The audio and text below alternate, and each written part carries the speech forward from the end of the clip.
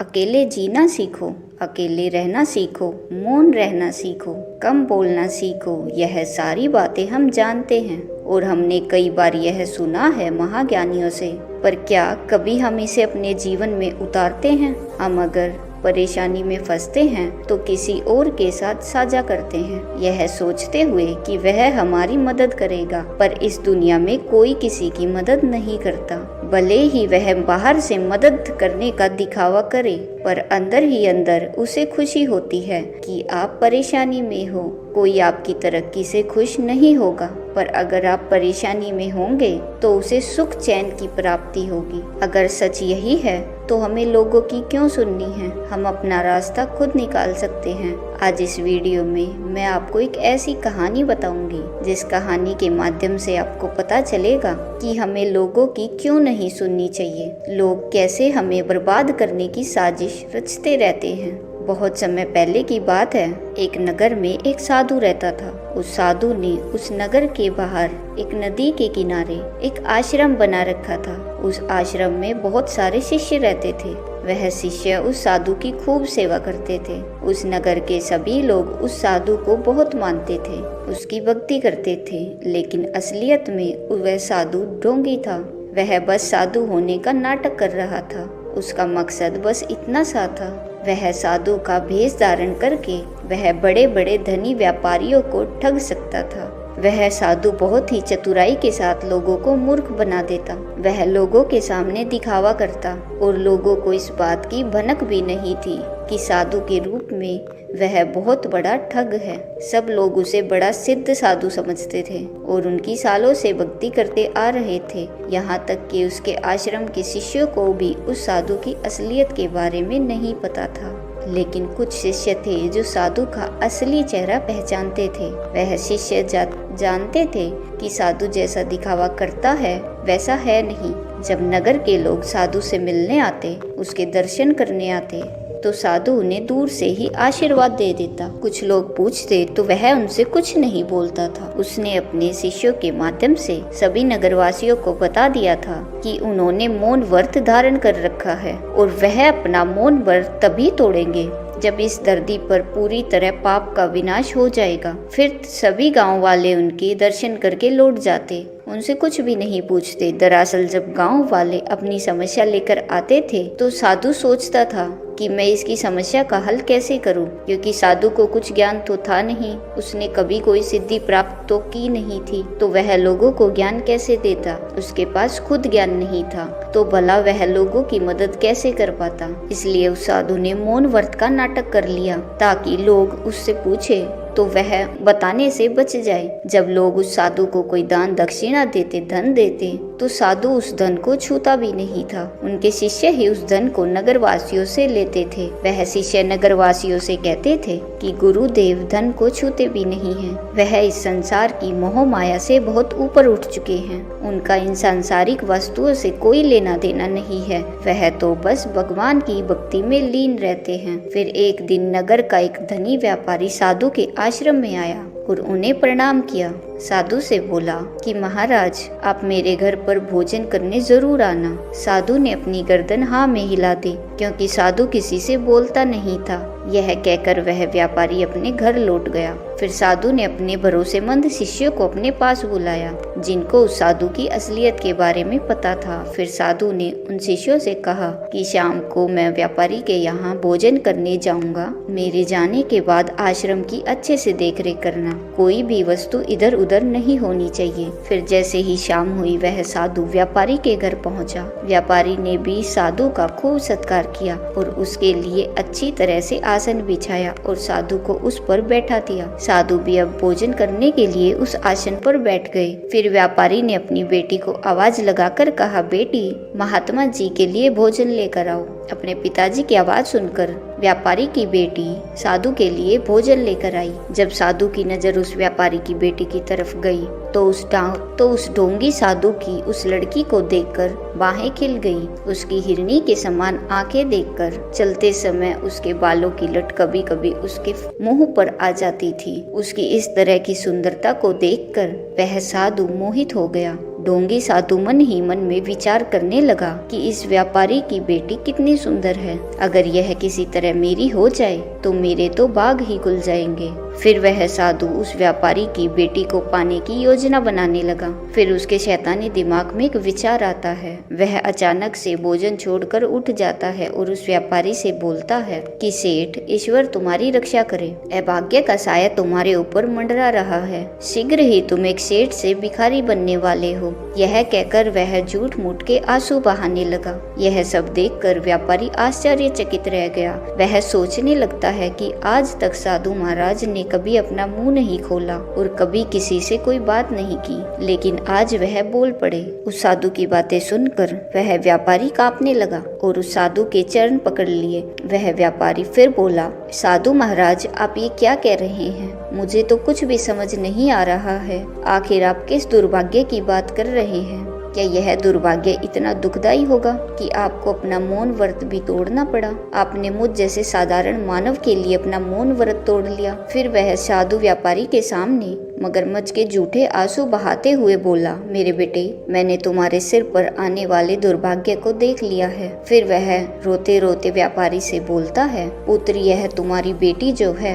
यही तुम्हारे दुर्भाग्य का कारण है। जिस दिन तुम इसकी शादी करोगे उसी दिन से तुम्हारी बर्बादी शुरू हो जाएगी। तुम्हारा सारा परिवार तबाह हो जाएगा। तुम्हारे परिवार के सभी सदस्य एक एक करके मरने लगेंगे। तुम्हारा पूरा व्यवसाय चौपट हो जाएगा। तुम कर्ज के बोझ के तले इतने दब जाओगे कि तुम्हें पता ही नहीं चलेगा कि तुम कब सेठ से भिखारी बन गए। यह सब कुछ इतनी जल्दी होगा कि तुम्हें कुछ भी समझ नहीं आएगा। साधु की ऐसी बातें सुनकर व्यापारी साधु से कहते हैं, महाराज, कोई तो ऐसा उपाय होगा जिससे कि यह दुर्भाग्य टल जाए। कोई तो ऐसा रास्ता होगा जिससे कि इस दुर्भाग्य से बचा जा सकता है। आप तो इतने सिद्ध महात्मा हो, आपके पास तो मेरी समस्या का कोई ना कोई हल अवश्य होगा। यह बातें सुनकर साधु मन ही मन बहुत प्रसन्न हो जाता है, क्योंकि वह साधु इसी समय का इंतजार कर रहा था कि कब व्यापारी उससे यह पूछे कि मैं क्या करूं। फिर वह साधु कुछ विचार करके नाटक करता है, अपनी आंखें बंद करता है और कुछ मंत्र बुदबुदाने लगता है और फिर कुछ ही देर बाद वह अपनी आंखें खोलकर बोलता है कि तुम्हारी बेटी ही तुम्हारे दुर्भाग्य का कारण है। इसीलिए तुम्हें अपनी बेटी को किसी संदूक में बंद करके गंगा नदी में बहाना होगा और इस बात का ध्यान भी रखना होगा कि उस संदूक के ऊपर जलता हुआ चिराग रखना है। और हाँ, यह काम तुम्हें 24 घंटे के अंदर ही अंदर करना होगा। किसी प्रकार की कोई भूल नहीं होनी चाहिए। याद रहे, तुम्हें अपनी बेटी को त्यागना ही होगा, तभी तुम्हारा दुर्भाग्य टल सकता है। यह कहकर वह ढोंगी साधु उस व्यापारी के घर से भोजन किए बिना ही अपने आश्रम में लौट आया। वह ढोंगी साधु जानता था कि व्यापारी उसका अंध भक्त है। वह उस पर अंधा विश्वास करता है। उसे मेरी असलियत के बारे में कुछ भी नहीं पता है, इसीलिए वह व्यापारी वैसा ही करेगा जैसा मैंने उसे कहा है। उधर ढोंगी साधु के जाने के बाद व्यापारी को नींद नहीं आ रही थी। उसने भोजन भी नहीं किया। उसे तो बार बार ढोंगी साधु की बातें याद आ रही थी जो साधु ने चेतावनी दी थी।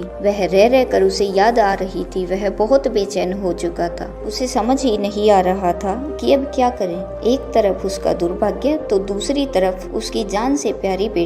और वह व्यापारी अपनी बेटी से बहुत प्रेम करता था। वही उसकी एकमात्र संतान थी। उसने उसके लिए बड़े बड़े सपने देखे थे। वह अपनी बेटी को अपने से दूर नहीं करना चाहता था और दूर देख भी नहीं सकता था। जब उस व्यापारी ने अपनी बेटी की आंखों में आंसू देखे तो उस व्यापारी का दिल दहल गया। उस अपनी बेटी के प्रति मोह ने उसे बार बार रोका, लेकिन फिर व्यापारी को अपनी जमा पूंजी गंवाने का भय सताने लगा। उसने बड़ी मेहनत करके यह सब कुछ हासिल किया था। वह इतनी आसानी से यह सब कुछ गंवाना नहीं चाहता था। एक तरफ तो व्यापारी को धन का मोह अपनी तरफ खींच रहा था, वहीं दूसरी तरफ उसकी बेटी के प्रति उसका प्रेम उसकी बेटी को उसे गंगा नदी में बहाने से रोक रहा था। वह पूरी रात इन सब के बारे में सोचता रहा। फिर आखिरकार उस व्यापारी ने फैसला कर ही लिया कि वह साधु की आज्ञा के अनुसार ही कार्य करेगा। अगले दिन सुबह होते ही उसने एक बड़ा सा संदूक मंगाया। जैसे ही उसकी बेटी ने यह संदूक देखा, उसकी आंखों से आंसू रुके नहीं।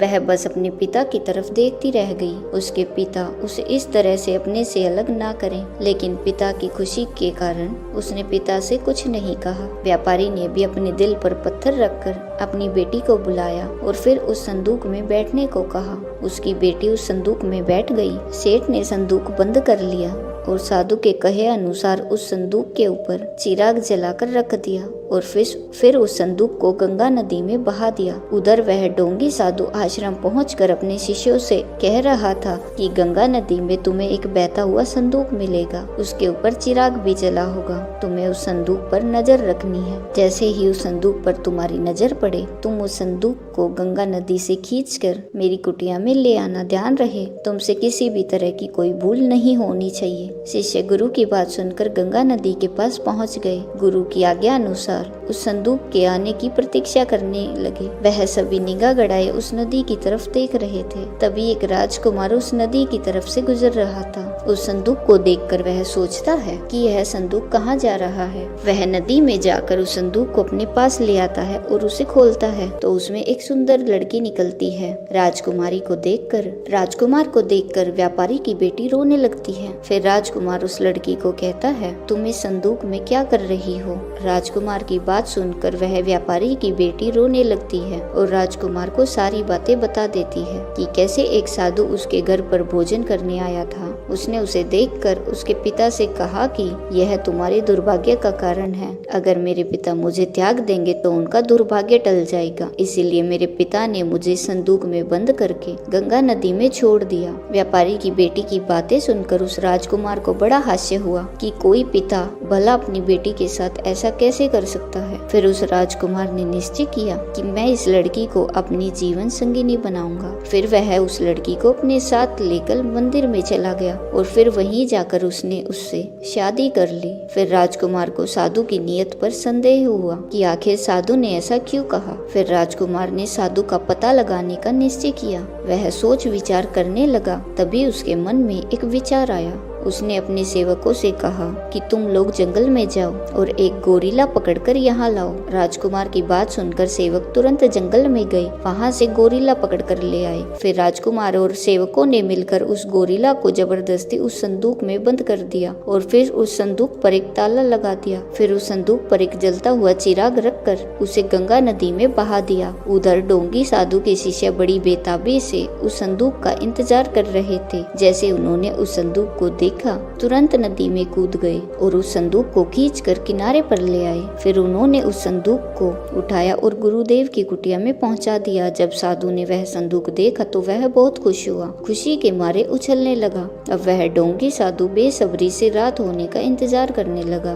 कि कब रात हो और कब वह उस व्यापारी की बेटी के साथ अपनी काम वासना शांत करे। वह साधु मन ही मन बहुत खुश हो रहा था। जैसे ही रात हुई साधु की खुशी का कोई ठिकाना न रहा। वह तुरंत संदूक के पास गया। फिर उस साधु ने संदूक का ढक्कन खोला। जैसे ही उस ढोंगी साधु ने उस संदूक के ढक्कन को खोला तभी उसमें से एक भयानक गोरिल्ला चीखता हुआ बाहर निकला। इससे पहले कि साधु कुछ समझ पाता उससे पहले ही गोरिल्ला ने उसे पीटना शुरू कर दिया। उस ढोंगी साधु को थप्पड़ मार मार कर उस गोरिल्ले ने लहूलुहान कर दिया। गोरिल्ले ने उस साधु को इतना मारा कि वह बेहोश हो गया। जब तक कि साधु के शिष्य उसे बचाने आते तब तक गोरिल्ला ने साधु की बुरी हालत कर दी थी। फिर साधु को छोड़कर गोरिल्ला पास के जंगल में भाग गया। फिर कुछ घंटों के बाद साधु को होश आया, लेकिन तब भी उसकी हालत बहुत खराब थी। उसकी हालत इतनी खराब थी कि उससे कुछ बोला भी नहीं जा रहा था। उसका मुंह पूरी तरह से सूज गया था। उसके हाथ पैरों में से खून निकल रहे थे।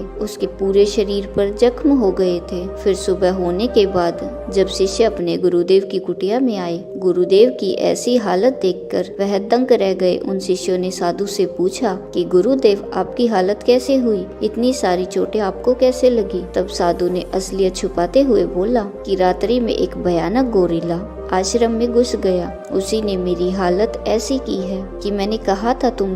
फिर साधु कहता है कि मैंने कहा था तुम लोगों को कि आश्रम की अच्छे से देखभाल करना, देखो अब तुम्हारी वजह से क्या हो गया। साधु की बात सुनकर सभी शिष्य चुप हो जाते हैं और सोचने लगते हैं कि हम तो रात भर पहरेदारी कर रहे थे, फिर गोरिल्ला कैसे आश्रम में घुस गया। फिर धीरे धीरे यह बात पूरे नगर में फैल गई। साधु को एक गोरिल्ले ने घायल कर दिया है। नगर के सभी लोग साधु से मिलने आए क्योंकि सभी नगर के सभी लोग उस साधु का बड़ा मान सम्मान करते थे, उनकी भक्ति करते थे। जैसे ही यह बात उस व्यापारी को पता चलती है तो वह भी साधु से मिलने के लिए आ पहुंचा। पूरा नगर आश्रम के बाहर इकट्ठा हो गया। यह बात उधर राजकुमार को भी पता चलती है। वह भी साधु के आश्रम आ पहुंचा और साथ में उस व्यापारी की बेटी को भी लेकर आया। आश्रम के बाहर इतनी भीड़ थी कि लोग धक्का मुक्की कर रहे थे, सभी लोग साधु से मिलना चाहते थे। तभी वह राजकुमार उस भीड़ को चीरता हुआ साधु के पास पहुंचा और साधु को जाकर प्रणाम किया और साधु से पूछने लगा कि महाराज, आपकी यह हालत किसने की? तब साधु ने राजकुमार को बताया कि रात्रि में एक भयानक गोरिल्ला उनके आश्रम में घुस आया, उसी ने यह सब किया है। साधु की बात सुनकर राजकुमार सब समझ गया। उसे साधु के झूठ का पता लग चुका था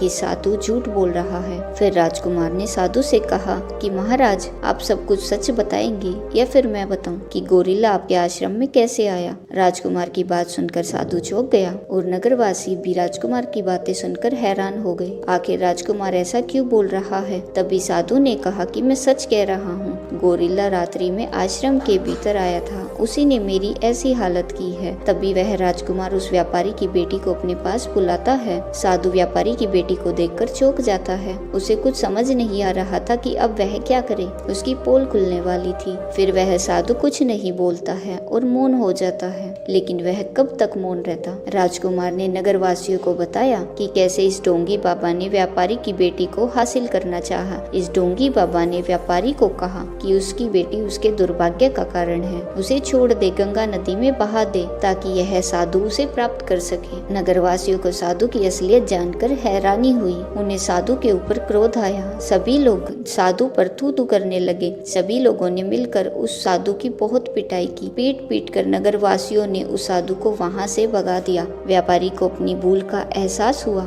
उसने सोचा कि मैंने बिना कुछ सोचे समझे इतना बड़ा फैसला कैसे ले लिया। मैं तो अपनी बेटी से बहुत प्रेम करता था। उस साधु की बातों में आकर मैंने यह कैसा अपराध कर दिया। फिर वह व्यापारी रोता हुआ अपनी बेटी के पास जा पहुंचा और उससे बोला, बेटी मुझे माफ कर दो, मैंने तुम्हारे साथ गलत किया है, मुझे ऐसा नहीं करना चाहिए था, मेरे साथ घर चलो। पिता की बात सुनकर वह बेटी बोली, पिताजी मैं आपके साथ नहीं चल सकती, आपने मेरा त्याग कर दिया है और त्यागी हुई कोई भी वस्तु वापस नहीं ली जाती। अब मैं कभी भी वापस नहीं आ सकती। यह कहकर उसकी बेटी राजकुमार के साथ चली गई। उस व्यापारी को अपनी गलती पर पछतावा हुआ। अब वह सोच रहा था कि मैंने तो सब कुछ खो दिया, मेरी बेटी ही मेरे घर की लक्ष्मी थी, अब वह भी मेरे से दूर हो गई। काश मैंने साधु की बात नहीं मानी होती तो आज मेरी बेटी मेरे साथ होती। वह व्यापारी जोर जोर से रोने लगा। कहते हैं ना कि जब चिड़िया चुग गई खेत तो फिर बाद में पछताने का क्या फायदा। दोस्तों, उम्मीद करती हूँ आपको इस वीडियो से बहुत कुछ सीखने को मिला होगा।